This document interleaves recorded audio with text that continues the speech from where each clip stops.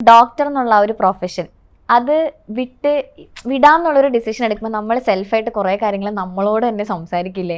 ഇത് വേണോ വേണ്ടേ, പണി പാളോ, എന്തൊക്കെയായിരുന്നു സെൽഫായിട്ട് അപ്പോൾ സംസാരിച്ച കാര്യങ്ങൾ? ഈ ഡോക്ടർ എന്ന് പറഞ്ഞ പ്രൊഫഷൻ വിടാണല്ലോ എന്ന് ഞാൻ ഒരിക്കലും സത്യം പറഞ്ഞാൽ ചിന്തിച്ചിട്ടില്ല. ഞാനൊരു ജോലി ചെയ്യുന്നു, എനിക്ക് ഇഷ്ടമില്ല എന്നല്ല, എനിക്ക് അതിനേക്കാളും താല്പര്യം, ഞാൻ ഇഷ്ടപ്പെടുന്നത് വേറൊന്നാണ്. അപ്പൊ ഇത് വിടുക, ഞാൻ നേരത്തെ പറഞ്ഞ ആ റീസൺ കൊണ്ട് ഇത് വിടണം, ഇതെടുക്കണം, അത്രേ ഉള്ളൂ. മെയിൻ ആയിട്ടുള്ള തോട്ട് ഫൈനാൻഷ്യൽ സ്റ്റെബിലിറ്റി ഇരുന്നുണ്ട്. ഞാൻ എന്ത് ചെയ്യും?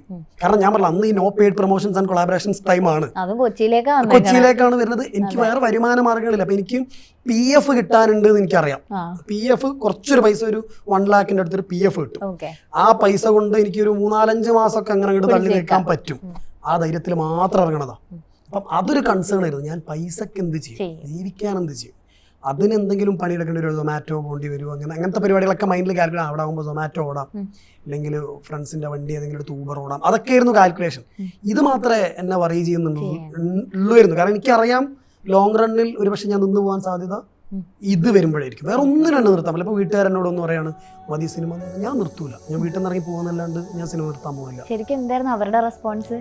സപ്പോർട്ടീവാ.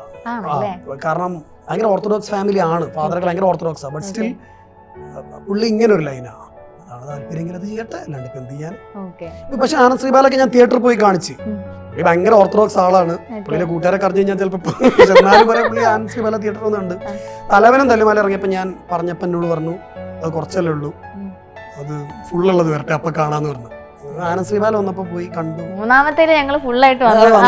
ആനന്ദ് ശ്രീബാല കണ്ടു, ഫാദറിനും മദറിനും ഒക്കെ കൊണ്ടുപോയി കാണിച്ചു. അപ്പം ഭയങ്കര ഹാപ്പിയായി എല്ലാവരും.